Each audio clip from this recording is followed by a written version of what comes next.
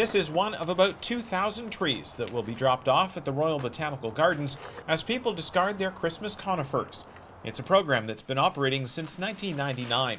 While the benefit is threefold, the most important one is to control carp, an invasive species of fish that was released into Lake Ontario in the 19th century. They come upstream to spawn in the spring, and when the big females do so, they stir up the sediment. And the sediment enters the water column, and that chokes out the aquatic vegetation. Creating berms like these allows for the movement of carp to be limited, most importantly during spawning season. Every few hundred meters, a gate is installed along each berm. When it's closed, a gap of about 5 centimeters remains, so that small fish can pass through, but large female carp cannot. Galbraith says the program is succeeding, and that can be seen in the resurgence of some aquatic plant species. The other two benefits of the program are to control sediment and water flow, something that's particularly important in the spring with snowmelt and rainfall. We can't just make that water go away, but what we can try to do is strategically slow it down.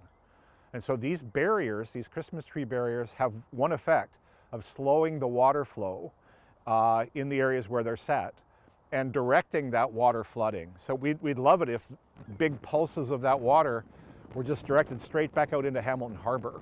The channel between the harbor and Cootes Paradise features another kind of control system.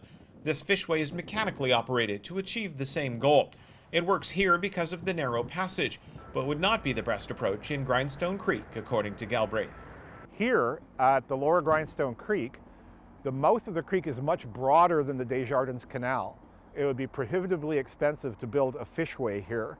So we use this much less expensive, renewable, organic solution to do many of the same things.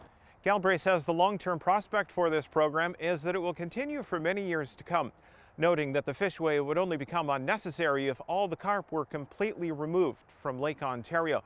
So the RBG is grateful for public engagement with these donations. Jason Trout for Halton News in Burlington.